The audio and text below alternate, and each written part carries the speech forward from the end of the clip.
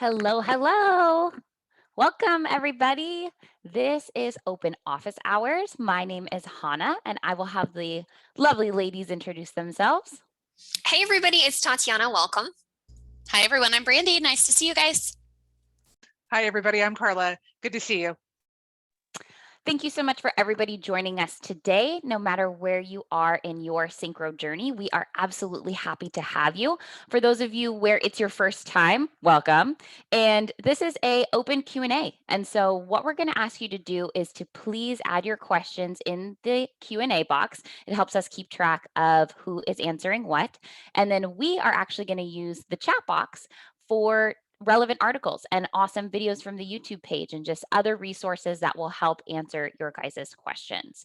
And so no matter kind of what question you have, please feel free to put it into the Q&A. We're so excited and grateful that Karla is here with us today. She is one of our technical support specialists. And so she can go ahead and help us answer any of those questions that you guys have. And so when you're ready, we'll get rocking and rolling. We'll go, if you see us kind of like avert our eyes this way, we're probably reading the Q&A. And so we'll take some time to go ahead and do that. If any questions are kind of where we recommend a technical support specialist jump into your account to help you further, we will recommend that you reach out to support. And so we can drop that email link into the chat box for you. But other than that, we're excited to be here, excited that you guys are here and everybody's coming on in. So we're ready to go. Awesome. I'll go ahead and kick it off with a couple of questions that I see in here. So Richard is asking, is there a report or a way to look up all tickets that have a billing status of invoice required or partial invoiced? We've been using a custom status that was set up to identify what tickets needed to be billed, and we have some issues going on with the status.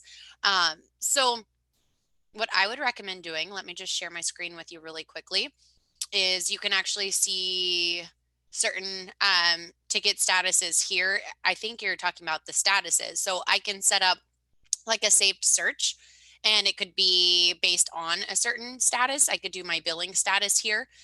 So you might want to set up like a saved search for partially invoiced or invoice required. And then you'll have these right here in the ticket section. So again, just tickets, and you'll create a new one. So hopefully that helps. And then I also see a question from Jonathan in here. He says, can I apply role-based access to tickets or customers? So you can't do it to certain customers or tickets. It's either all or one. Now you do have a couple options in here. So one is security groups. So actually, both are security groups. But within security groups, all of your internal technicians, there's over 250 different options, 252 to be exact, that you can give them access to. So if you don't want them to see tickets or do certain things in tickets, then you can do this on a technician level and you can grant them access. Another option is if you just have one technician that has access to like one customer, or if one of your customers has an internal IT department, you can create what we call single customer permissions.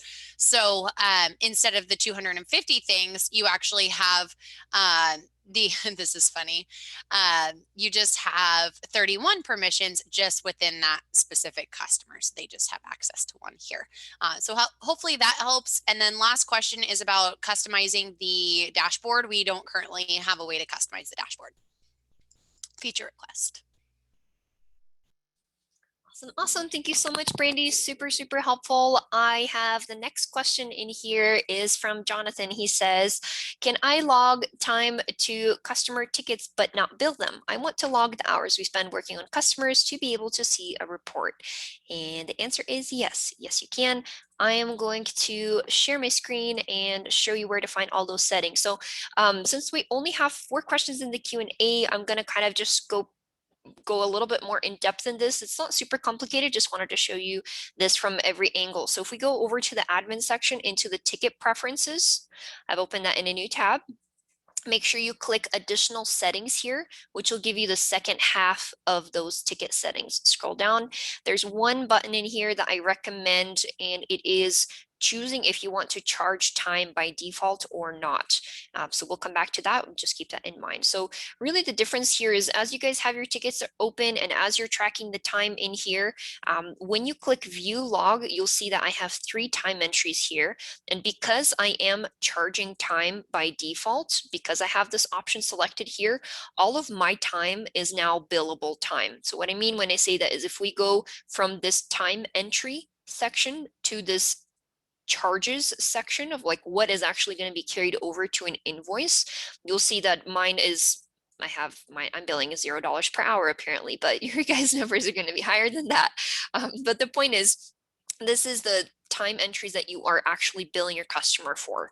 If you wanted to, let's say a tech unfortunately made a mistake and you need to fix a specific problem. So you don't want to actually bill the customer for it, but you do want to make sure that you're accommodating the time or allocating the time that like, hey, this is where my day was spent. I was fixing this problem because I actually caused it, but we can't invoice the customer for it. So I'm going to go ahead and clear the charge on this one. So now, even though we have 3 time entries, if we go to view charges here, you'll notice that there's only 2 line items that we're actually billing for. So the point is, it's these 2 buttons.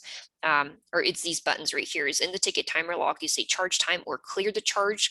And again, if you by default do not want to show your customer the time entries, just make sure in the admin section you have that button unselected. And then the other piece of this is the report, which can show you what your techs have been working on all week. You go to the report section, it's called ticket time by technician. I've opened it here and obviously set the date, choose the users. I have mine listed here. I am the demo engineer. I've been working super hard this month. Here's all of the tickets I've done. Looks like Larry needs a lot of help. Here's all the time that I've tracked, all the tickets linked. And it'll show here, are you billing the time or not? If it's a mistake, like, oops, these 4 hours, yeah, for sure, I need a bill for that. You can just click charge time right there, turns to true, scroll all the way down, and it'll give you a total work hours listed here as well. So there we go. That's how you do it. I'll hop in next. I see a question here from John. In email templates, is there a template tag for assigned contact? Specifically the first name to make the emails more personable. I do know that we have one. I believe the tag is tech_name, but I don't believe that we can parse just the first name. It'll be their full name. If you go into the templates, you should be able to look through the template tags to see what the ones are available for that. But again, I do believe it is tech_name. And then I have a question here from Cliff. Has anyone at Synchro or any partners gotten the Dell Open Manage info into Synchro? Physical disks, logical disks, per controller info, etc. Continuum and Ninja have this out of the box and are both flagging things on a test server, but Synchro hasn't made a peep. So it is my understanding that we don't pull that information by default, but I have seen users create scripts that pull that and then populate custom fields with that information.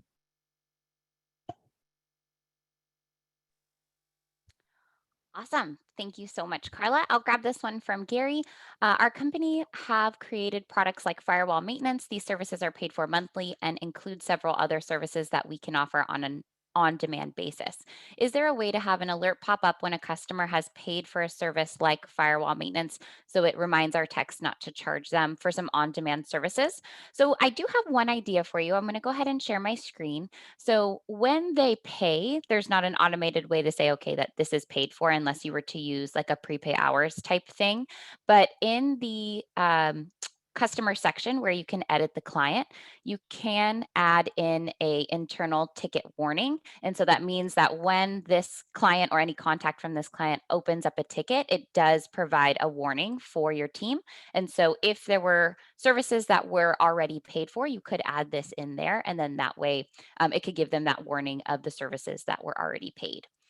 And then Anonymous is asking, is there a way to see when my techs are logging and using Synchro other than time entries? And yes, we do have a time clock. It can be located here under the technician name and then a time clock here, and they would be able to clock in and out, and you can make this a requirement in the admin section.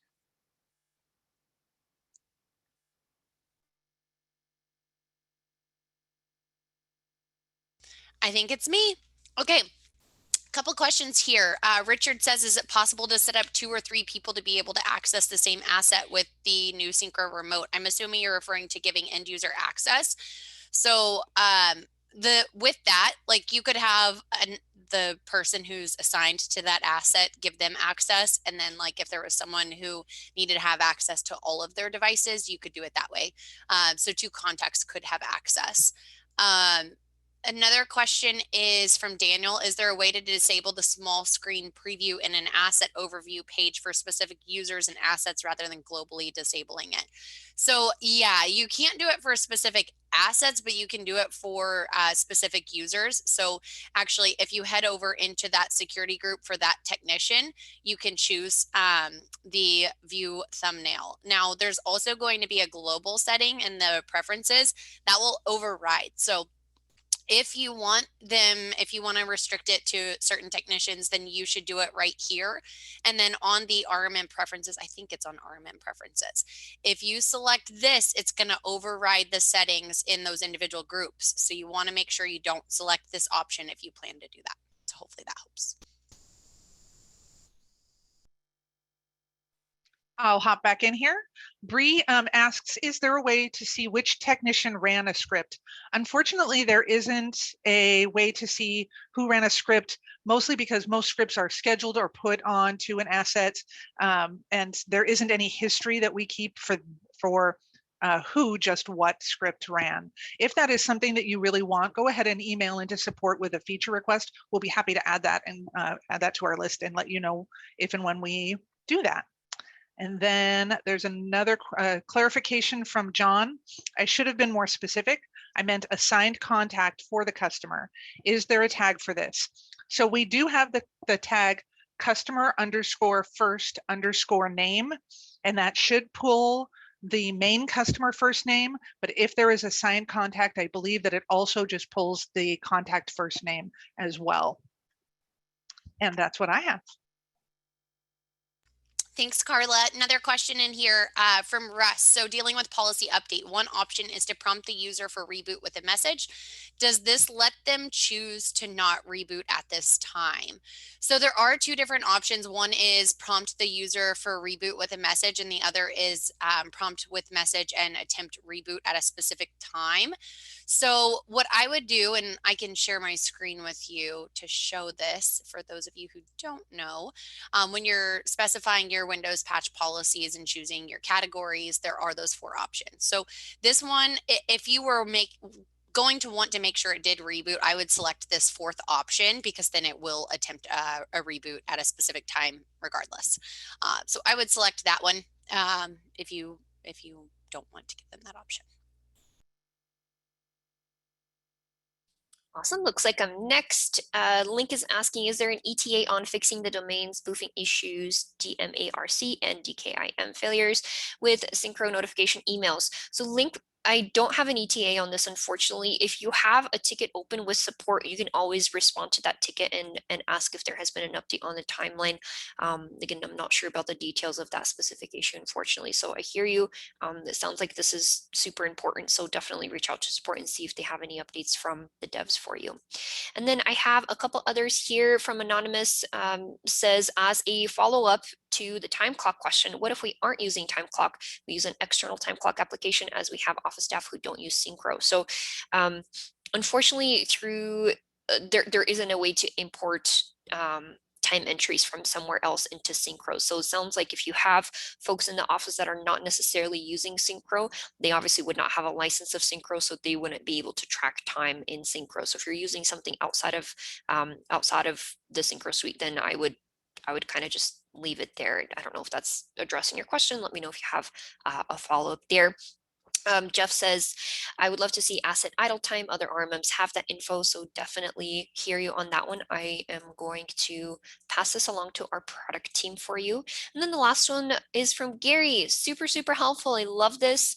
This means a lot to us when you guys jump in and you offer how you guys are currently doing things, or advice that you have or input that you have to hopefully make everybody's life easier. So thank you so much for that, Gary. He says, to know who ran a script, you can have your script prompt the user for a name and then log it. So I love it. Again, I have no idea how to do that. Sounds like Gary does. So Gary, if you're in the Facebook group, hopefully people can come ask you. So thank you so much. Does it show on the, did you show the asset activity audit report? It doesn't show. It doesn't show the name. Okay. Yeah. Just to kind of add to that, Anonymous does have a message for Cliff, just for some of those other things he was trying to monitor. Thank you so much for adding this. At Cliff, use SNMP to monitor IPMI. And so thank you guys again. We love that, adding in and helping each other. Thank you for that, Hannah. Corey asks, are Synchro backups scanned before and after backup and encrypted as Acronis does? I'm not sure what you mean by the scan that Acronis does, but I can tell you that they are encrypted during while we were creating them and putting them in the file storage. I don't know about when they're being restored, but I do know that they are being encrypted on the way to being backed up. And then John asks, is there a way to force update of client info, like to update listed installed apps without having to wait for polling? Yes, if you go into the policy for that asset, if you just click save, it actually nudges it into doing a full sync. And so you just hitting save will nudge it and it'll go grab any new information. And then I see an update from Corey. Malware scans. I am not aware if we do that or not. I would be happy to look into that, or you can reach out to support to get additional information. I don't know if we do the malware scans.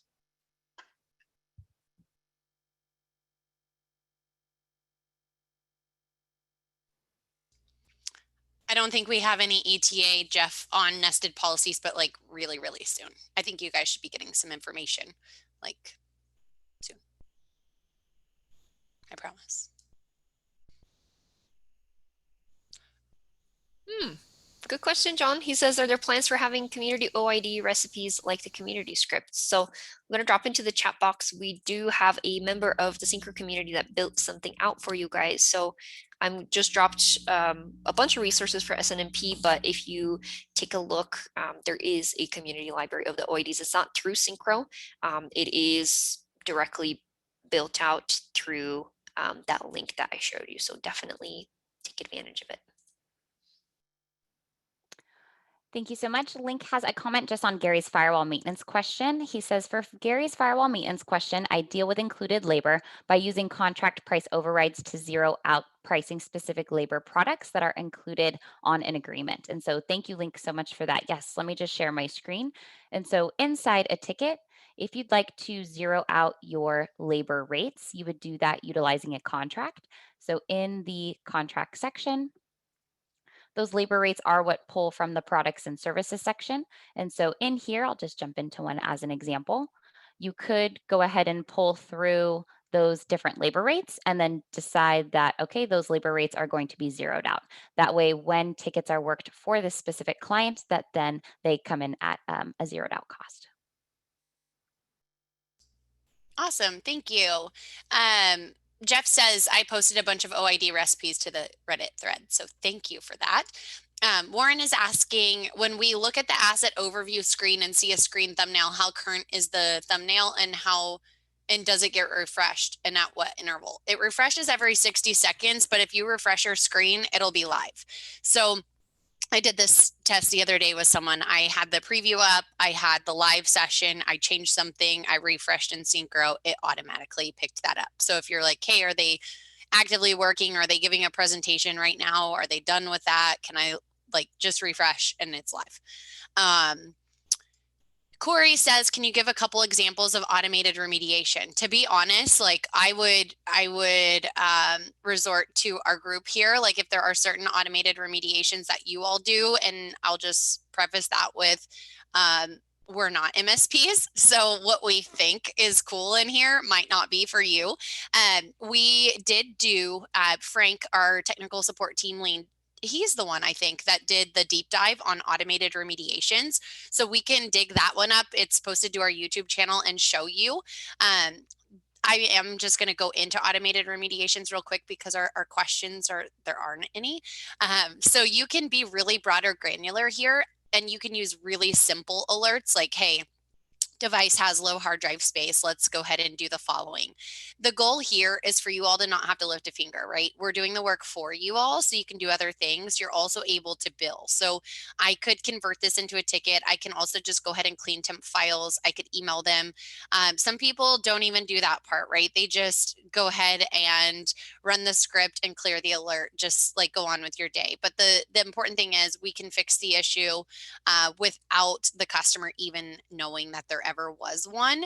A lot of people like to do this for, like, if I could set this up for agent is offline and maybe it's a server or it's a certain SNMP device, that might be a way to do it. And also utilizing your antivirus. It's a great way to do it inside of the system too. So I think we have one even set up in here for Bitdefender, but I'd recommend checking it out. And processes and services too, you can generate remediation. So I think I have one set up in our little thing here. So the important thing here is, hey, principal or service is not running. Like if you want, of course, we can select this option to start the service, but if you want to generate a remediation here, you can do that too.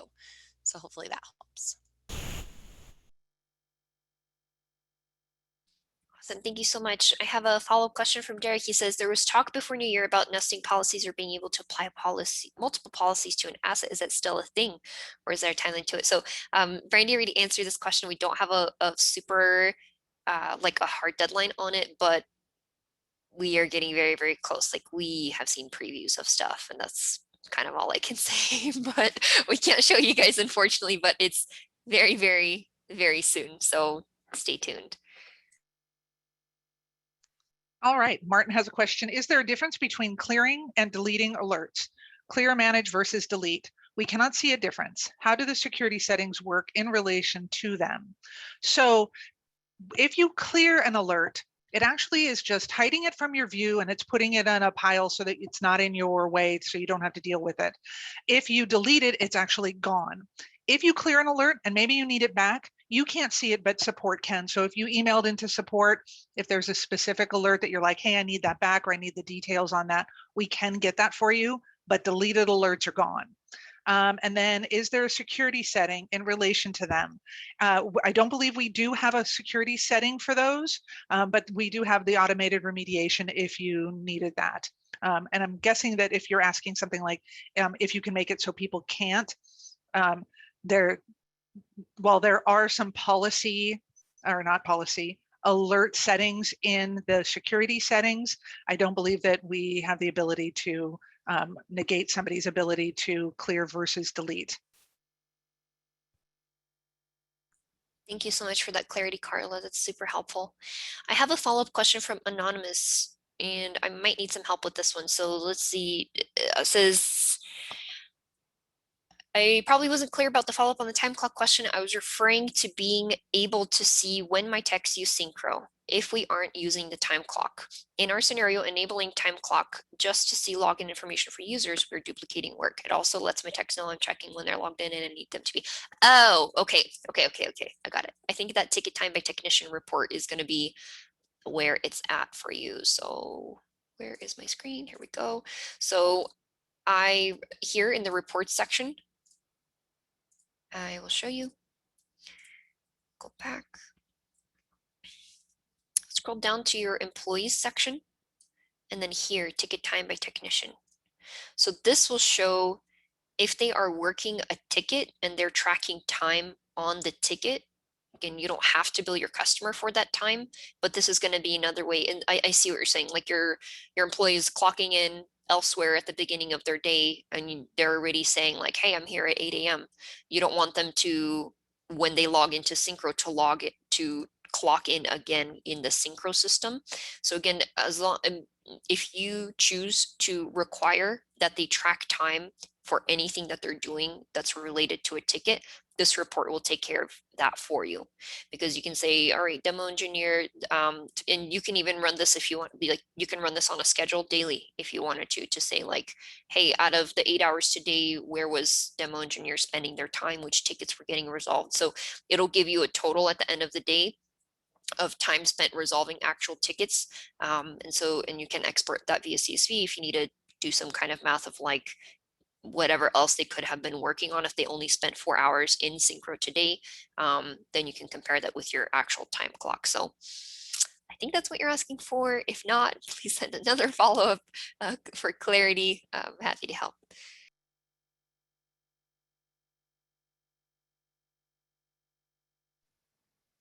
Thank you so much, Tatiana. I'm going to grab this one, and I might ask you guys if there's any other way to do this, but I couldn't find one, but I'll just show where we're at here. So Todd has a question. How can I add a custom field to purchase orders? Specifically, I want to have a name to explain the reason for a PO that would show on that PO list. And so I went diving into the purchase orders here.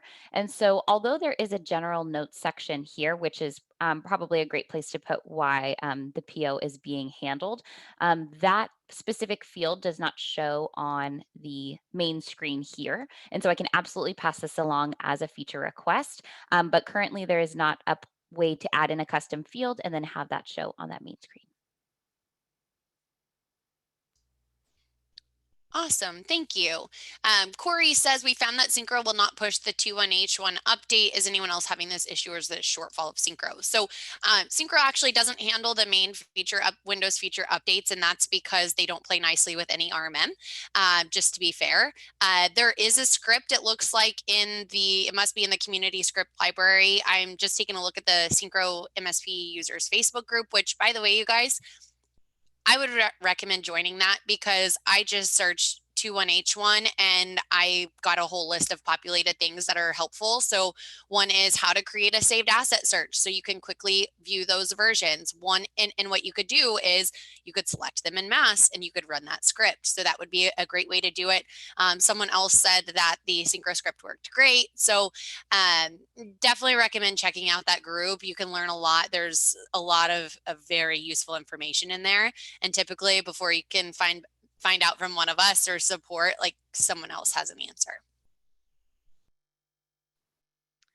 Thanks for that, Brandy. And also to add to that, when we had the 20H2, what happened was that most people just ran that via the script and it ran perfectly. And so just creating one for the 21H1 should do exactly the same thing. And yeah, definitely check the user groups, because probably somebody's already written that. That being said, Martin asks, what's the difference with the policy settings in security groups from edit dollar and edit unattended? So the edit dollar is actually part of the packaging. So for every policy, you automatically have an associated package. And the packages have costs associated with them. So if you want to be able to have people edit the costs for that, you can enable that or disable that as in the policy settings for the security group. As for the attended, unattended, I honestly don't know. I just did a bunch of research and nobody that I talked to was able to understand that either. So I'm actually going to do a little bit of research on that, and I will try to get back to you when I can, Martin. I'm marking down your name, and I will let you know what I find about that. And then I had one other question here from Derek. With Splashtop, is there a way to break through if someone else is using a remote session? For example, if a tech jumps onto a computer and ends up being pulled away on another task, is it possible for another tech to jump in and force their way into the computer? It is my understanding that anytime somebody tries to remote in when there's already an existing remote session going on, the new session will take over the old session. Brandy's shaking her head. Splashtop doesn't work that way, unfortunately. Yeah. Oh, I thought I had read that somewhere. Okay. It might I don't know if that's something I can also look into our documentation. That's not what I have experienced, at least, because Anna and Tatiana and I all share an account, and I'm like, ah, darn it. You can use Synchro Live. I mean, you know, if it's something that's like urgent, you could of course use Synchro Live. And if you wanted to just pop open a chat and be like, hey, get out of here. But I don't know if Splashtop works that way normally on what it's like Splashtop RMM. I don't know, but I know our version doesn't right now. I'm always chatting them like, hey, get out of here. Trying to show stuff. Got to kick you out. I love it. I have a question from Martin. I think this is going to be a feature request, but I do see see the value here. He says, does Synchro send email alerts for tickets created from alerts? If it does, can we stop it from doing so? Yeah, sounds a little redundant. I do think it will. I think it will create an alert. So what he's saying is here I'm assuming in the automated remediation, if you set up like if this thing happens, then I need Synchro to respond by creating a ticket. So you set the conditions and then you say, yeah, I need it to create a ticket if that's the problem. This will create a ticket, but then you'll also get another notification in the admin section that, hey, a ticket was created, even though you told it to create that ticket, if that makes sense. So I don't think there's I hear what you're saying. Let me I don't think through the ticket, yeah, there isn't a way to remove that from, like, if ticket was created from automated remediation, then don't email. Sorry about that. I can see why that would be kind of annoying. I'll pass it along for you. Someone said a script to restart the Splashtop service, and I'm wondering, because you don't have to use a script to restart the service inside of Synchro Live, like you could pop open a Synchro Live session and restart it really quickly. I don't know if that would help, but without scripting. Just trying to think of all of our options here. I guess I'll go ahead and grab one while I'm unmuted. Todd is asking, are there any best practices for using alerts versus tickets or both? I don't really know where automated remediations fit in. If it creates a ticket that something happened, then the remediation works. How do I have the ticket closed out automatically? So that's a really great question. And truthfully, the way I would use automated remediations, again, I'm not an MSP, but if I wanted it to create a ticket, it would be because I want to bill against it. Really. I mean, you guys might have other use cases for that. You can very easily just run a script and clear the alert if you want to do that. That's absolutely fine. But if you do want to make sure that it's like billable or trackable, or maybe you're not even like fully remediating it, you just want it to convert it into a ticket, you could do it that way. And then with scripting too, we do have a PowerShell module. So if you wanted to edit any of your scripts, you could use the PowerShell module and you can update the status of a ticket. So you could essentially be cleaning temp files, opening a ticket, logging time in a ticket, closing a ticket, clearing the alert all in one. I don't know, making money in your sleep. That's what I always tell people. But I think the differences there would be, I would create a ticket if you wanted to add billable time.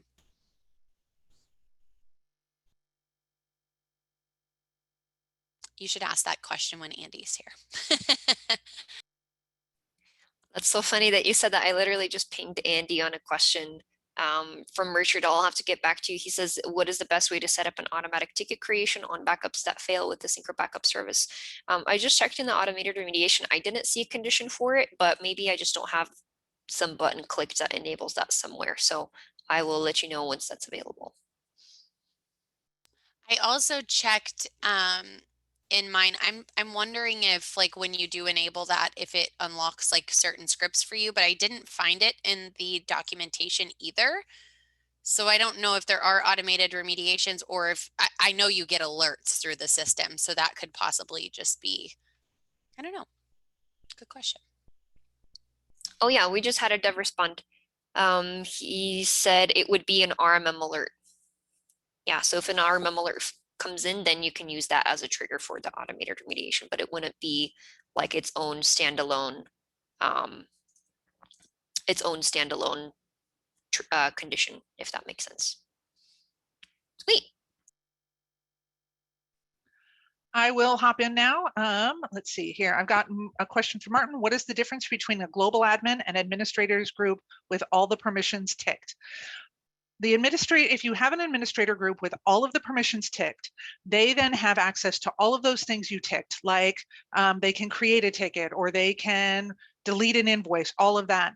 The global admins, they can access all of the admin functions. So if you go to more admin, anybody who's not a global admin will not have access to any of those admin functions. There's a few other minute things that they can and can't click inside of Synchro, but the global admins, the admin screen is the big difference between somebody who has all permissions versus somebody who's a global admin. And then I have one from Randy. I would like Synchro to not send me an email when I create a ticket or add a private note to a ticket. I only want emails if the ticket was created by someone else for me. Same for private comments. Trying to reduce the number of junk mails we get daily from Syncro. So I actually worked with another user on this a couple weeks ago. There isn't a way to tell it me that I did it versus not. It's either tickets that are assigned to me or not. I did create a feature request for that, and I will add you to that feature request as well. Thank you, Andy.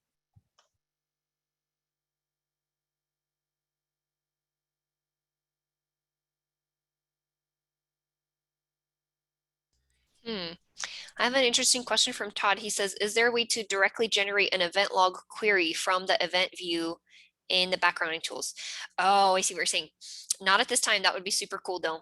I'm gonna share my screen, or actually the answer is no. I know we have like 7 questions in here, but unfortunately there isn't a way. You would have to know that specific event ID, go to the policy, set up the event log query, and then use that as a trigger. There isn't like a one-click button to enable that for you. So let me know if you guys have additional follow-up questions on that, but unfortunately it's a feature request at this time. I'll pass it along for you. Thank you. Question in here. Let's see, where did it go? Gary, we want to get alerts when leads come in. We do not otherwise check that much. We find we are getting lead alerts for tickets that come in. These tickets do not show up in leads. We get lots of tickets and the alerts are too many. We have not having lead alerts, we would miss important leads. How can this be fixed? You can get a lead alert. So if you go into your notification center, each person, like depending on the role in the company, right?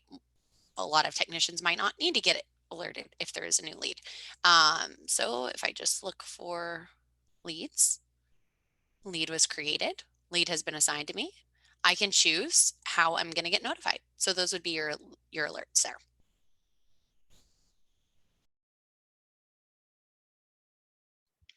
I will hop back in. A question from Randy. I would like a dashboard that shows who's logged in, what ticket and timer they are working on, rather than printing a report each time we need it.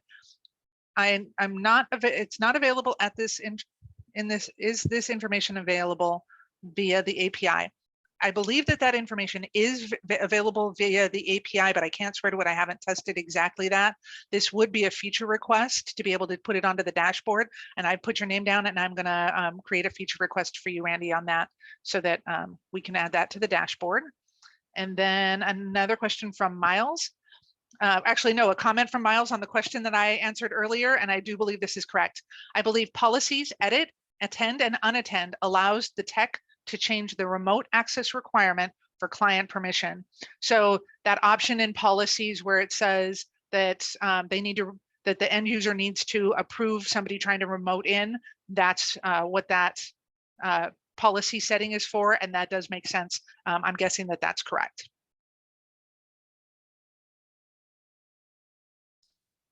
Okay, thank you so much, Karla. I had a clarifying question, please, to Martin. He said, can we have a default due time set to 17 o'clock?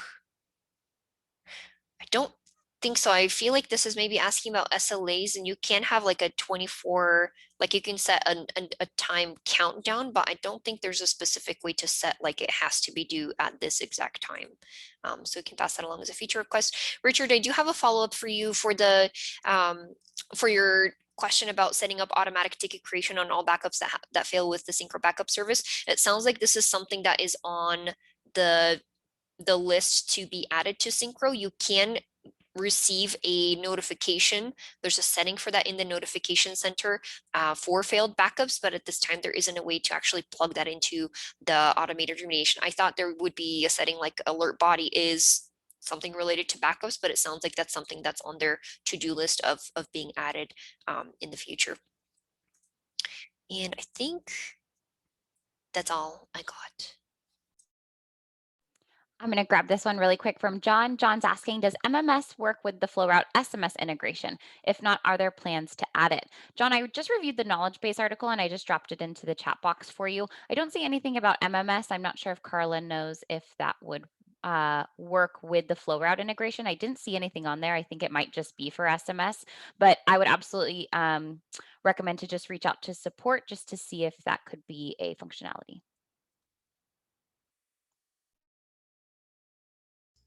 Awesome. I'll go ahead and grab one in here. Russ says, can you modify the asset label to add additional fields? So this is pretty new.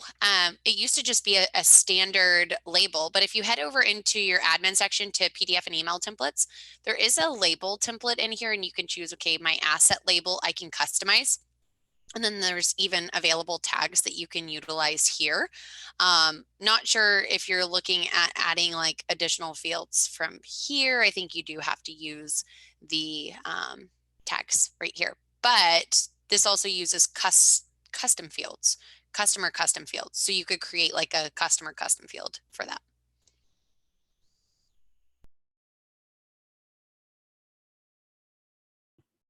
Question from Corey.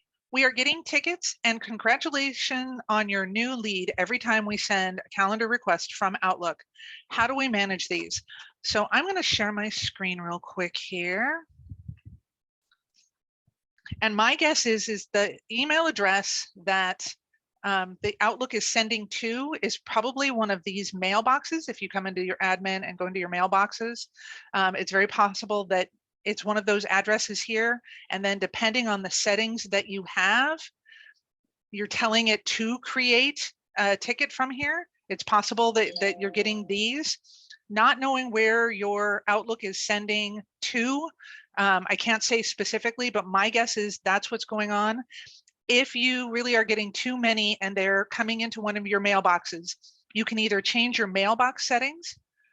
The other option is, depending on how many customers you have, you can also create some email rules so that it negates those. Without a little bit more information, it's hard to say exactly why you're getting those. If you try setting all those in a different way and you're still getting more alerts or emails and tickets than you want, reach out to support. We'll take a look at all of your settings to make sure that they're set in a way that you're getting only those emails that you want.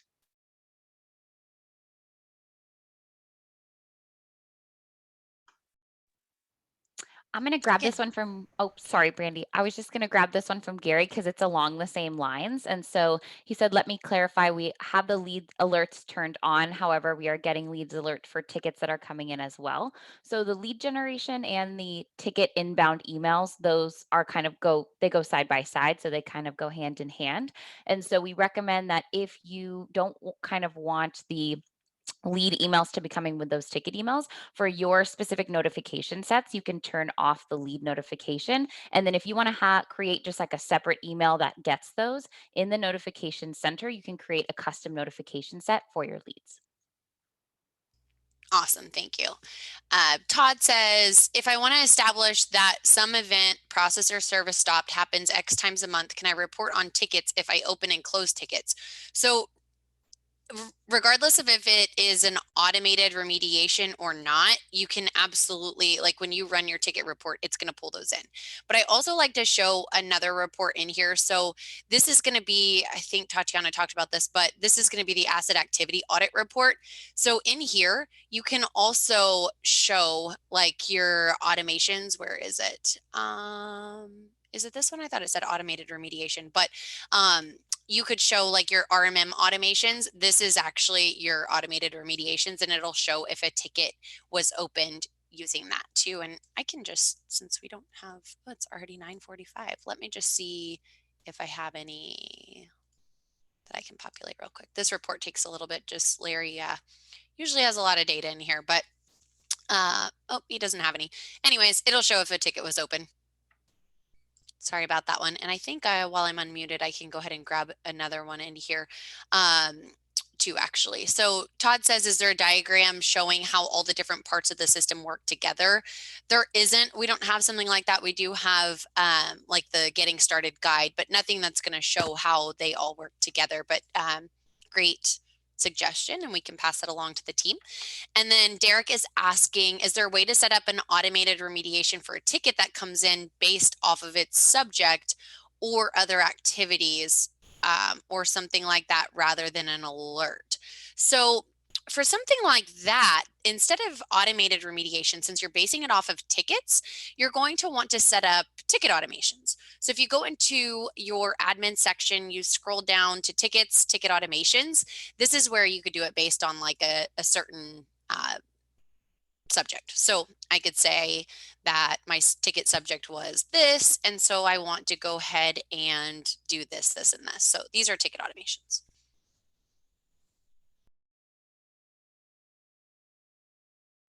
I'll grab one. Link says, it's so annoying when time is due in the morning instead of end of day. So I totally agree with you. This is a follow-up to the previous question of like, can you have tickets due at this specific time at the end of the day, like at 5 p.m. So I totally hear you.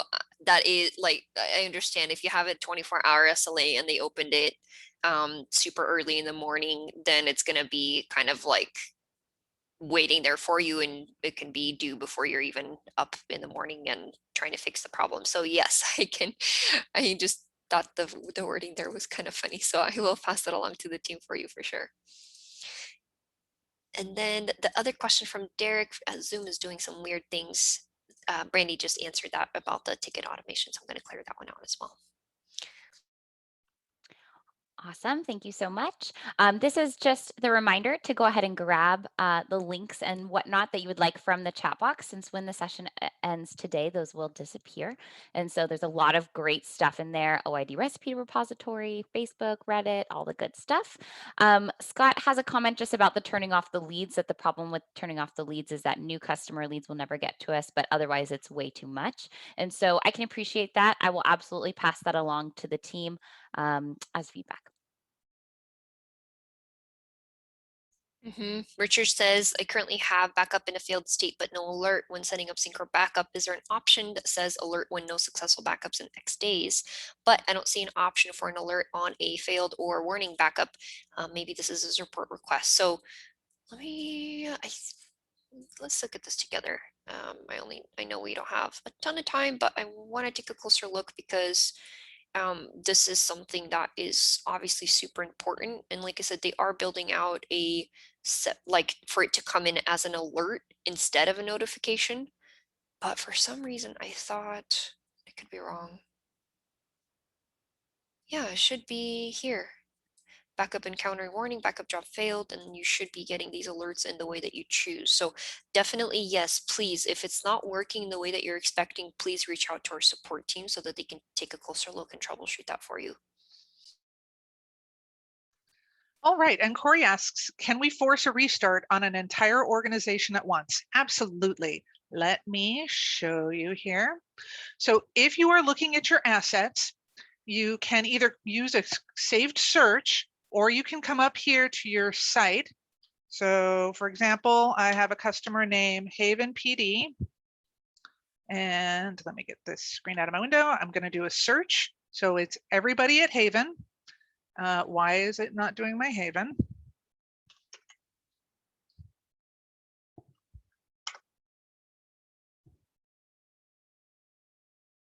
Of course.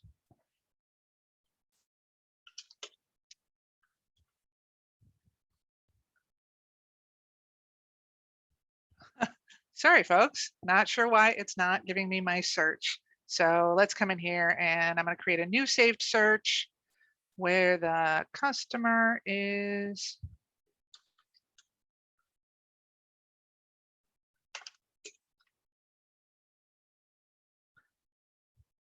Haven. I'm going to call this Haven. So I'm going to pull my Haven. So now I have all of my devices that are assigned to that customer. I can select them all by checking this one up here top, and then go to Manage, Run Script. And I happen to have a script called Reboot. And I can tell it to run either on a schedule, run it now, and anything like that. This is, if you don't do anything, it's going to run once, and I can click run and all of those machines will then go and reboot. That's how you can do it to a whole organization.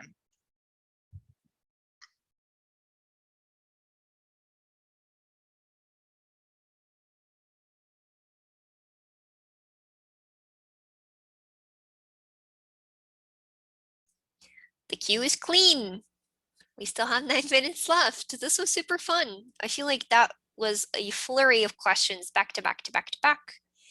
And now the queue is empty. So please let us know what other questions that you have. The questions do drive the conversation. Really appreciate you guys being here on a Friday morning or Friday or Saturday for any of our international users.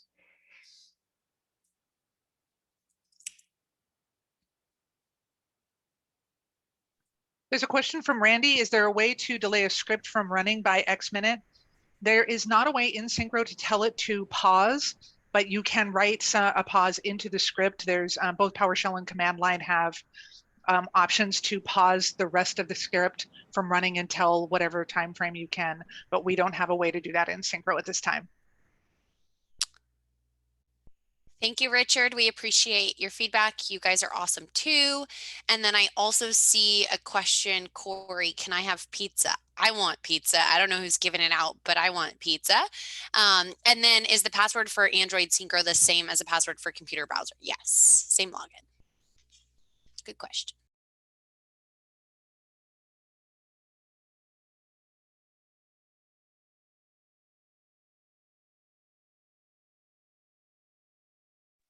Bree has a good question. Is there a way to obtain a managed AV summary on a per customer basis instead of seeing all the customers who use the managed AV?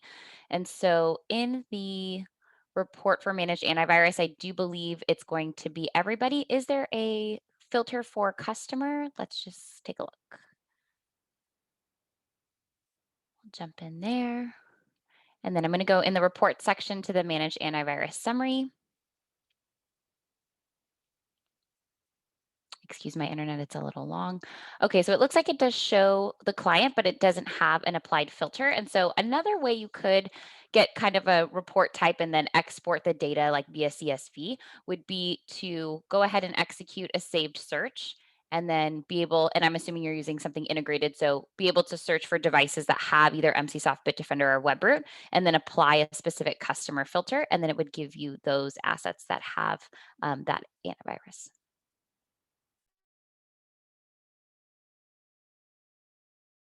Anonymous says that they monitor backups with a script, then store success or error logs to a customer asset field and watch for keywords to create an alert. That is super creative. I love that. Definitely can work. Until we build that out for you guys, it's definitely a wonderful workaround. So thank you so much for that.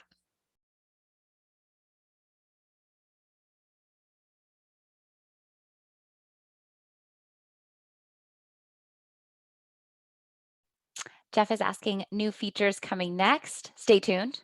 A couple of people asking about some of those new features coming next. So lots of good stuff coming soon. And if you want to stay in the know, Facebook, just saying.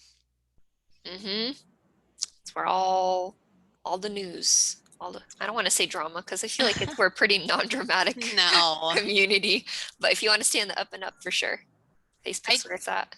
Real quick, I just want to make a comment. Like Joseph just said, we continue to learn so much each week, and thanks for making this happen. We learn each week too. So we actually love to do these with each other because all of our conversations with you guys in a day are so different, and we learn like something new. We learn from Karla, like having a whole new level of expertise is just awesome. So we appreciate you guys. We learn from you. Yeah, thank you for being here. Russ says, is there a way to show is there a way when looking at assets to show the ones online first in the list? Unfortunately, there isn't a way to like solidify a sort order In the assets and RMM section, it is alphabetical, but I do hear that pretty often. Sorry about that. Randy says, can you go over the Weber integration? I'm still using my separate integration. Does it allow scripting to do scans? What's the cost? Do you pay for inactive assets with WebRoot? Thanks. Okay, so yes, with WebRoot, the cost is $1 per month per endpoint. We do take care of deployment for you right in the policy, so you can cross that off your list. We do not have a way for you to adjust WebRoot settings through Synchro. All of that would be done within the Secure Anywhere portal. And you said, do you pay for inactive assets with WebRoot installed? I would assume yes for that. Unless you remove WebRoot, it will be on your bill. But what's helpful, and I show this when I remember to, but every time I show it is super helpful. We do have a report that helps you control your anticipated costs for antivirus through Synchro. If you click Manage Antivirus Summary, this will show you what your bill is going to be for AV through Synchro, which assets are using which one, at what cost, customer name, all that good stuff. So hopefully that'll be helpful. So definitely, Randy, if you're using Weber outside of Synchro, we do have a migration path for you. So our technical support team will guide you along that. I'll drop that into the chat box for you. Thank you, Tatiana. And to add to that, there actually is a known issue going on right now with WebRoot, where even if you uninstall an asset from Synchro, it might still show up in their billing usage. And the way to make sure that those all get removed is to log into Secure Anywhere, go to the usage report, and just make sure those get removed from the assets that you've deleted in Synchro. And it seems to be kind of hit and miss. So just double check that if you are removing things. So that being said, I'm going to share just real quick. Heidi asks, for commissions, we have an employee that gets commissions on invoices paid regardless of who created the line item or invoice. I tried pulling a report for employees and it only shows their line items. Is there another way to pull this report? There isn't another way to pull this report. For individually made invoices, this is the only way that we currently have to do it. But the way to get around that is to create a recurring invoice. We'll just look at one of mine here, and you can add them in as the employee for commission. So this way, if you add them in here, everything on these recurring invoices will get assigned to them for their commissions.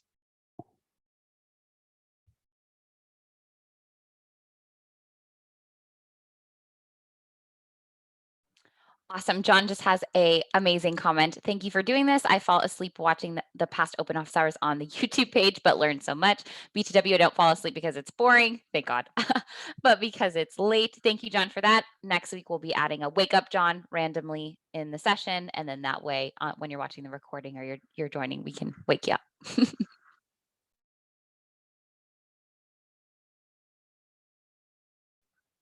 Amazing. With just 2 minutes to go, definitely, again, as a reminder, grab everything you have in the chat box.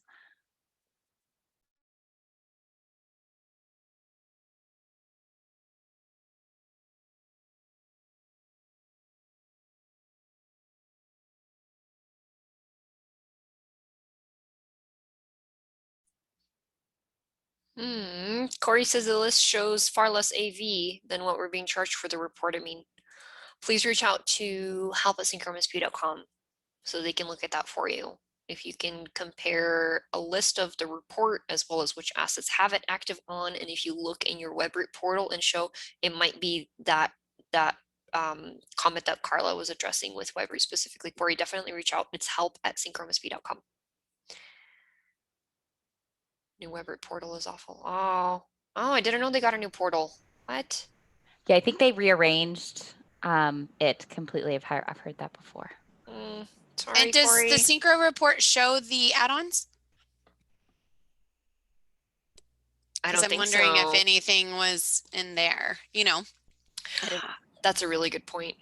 I don't think it does. I think it does for Bitdefender only. Yeah, Bitdefender does show, well, no, WebRoot does show DNS, but that's the only add-on that we have, right? Yeah, it does show DNS. Yeah, it should be accurate. Please reach out to support. We'll make the switch to Bitdefender Gravity Zone. Yes, do it. Web filtering and DNS filtering is free through Bitdefender. So if that's something that you need, you're going to be saving 70 cents per endpoint through Bitdefender, because through WebRoot it's an extra $1. So for DNS, Through Webroot, it's $2. Through Bitdefender, it's $1.30. And then the more endpoints you have, the cheaper it gets. Okay, we're at time. That's awesome. Thanks, Tatiana. You're welcome, Corey. We got you, I was going to say, we don't have any more time, but if you need set up with a demo of Bitdefender Gravity Zone, let us know because we can hook you up. Yep. Absolutely. Thank you, everybody, so much for joining today. It was a pleasure having you and answering all your questions. Thank you, Karla. We appreciate you being here so much. Everybody, enjoy your weekend. We'll see you next week. Bye, guys.